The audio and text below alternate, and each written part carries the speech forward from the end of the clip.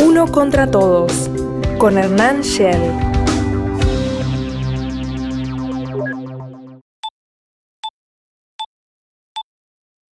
Uno de los humoristas, satiristas y sobre todo músicos más importantes del siglo XX fue el señor Frank Zappa. Frank Zappa, además de ser un músico tremendamente prolífico y tremendamente variado, Zappa además fue un extraordinario observador de su tiempo y además un tipo que le encantaba ir contra la corriente. Por ejemplo, una de las cosas que siempre tuvo Frank Zappa, o por lo menos que tuvo Frank Zappa en los 60, es que fue uno de los pocos músicos que estaba en contra del hipismo. Digamos, el hipismo tenía mucho apoyo por parte del mundo del rock, del pop, del jazz incluso.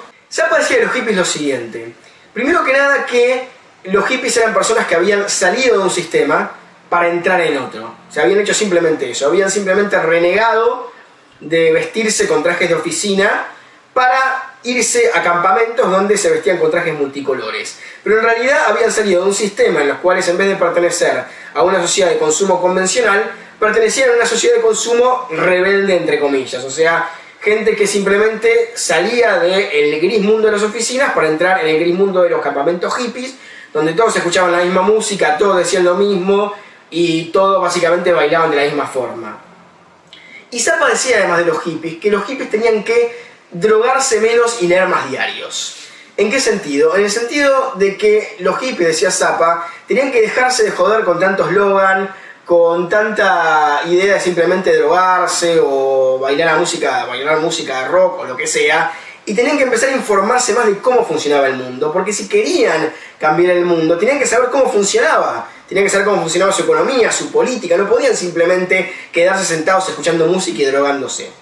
Y frente a esto, Frank Zappa decía algo bastante impresionante, y es que todo rebelde que lo único que tiene por ofrecer es su rebeldía, es o un reaccionario disfrazado o un reaccionario en potencia.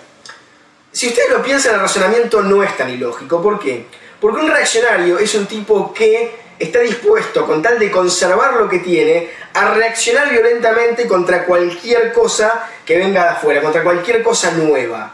Y sin embargo, un rebelde que lo único que tiene por ofrecer es su rebeldía, digamos, no hablo de los grandes rebeldes de la historia, tipos que realmente construyeron cosas, tipos que realmente se informaban y que se preocupaban por informarse y cómo cambiar las cosas, sino que hablo de esta clase de rebeldes que le encanta posar de rebeldes. Bueno, estos rebeldes son tipos que, con tal de conservar su rebeldía, son capaces de insultar cualquier cosa diferente a esa rebeldía. O sea, son tipos muy racionales también, porque nuevamente quieren conservar algo y llevar al extremo esa conservación de esa pose rebelde. Entonces, ¿qué sucedió? Mucha de esta gente, que lo único que tenía por ofrecer es su rebeldía, que no le importaba otra cosa que ser rebelde, cuando de pronto cambiaron los tiempos y fueron a un sistema, se comportaron de la misma manera. Con tal de conservar lo que tenían, estaban dispuestos a reaccionar contra cualquier cosa nueva. Esto nos enseña que el señor Frank Zappa, más allá de haber tenido frases antipáticas para su época, no, por ser antipáticas no implicaba necesariamente que estas frases no pudieran esconder su triste verdad. Gobierno de la Provincia de Buenos Aires.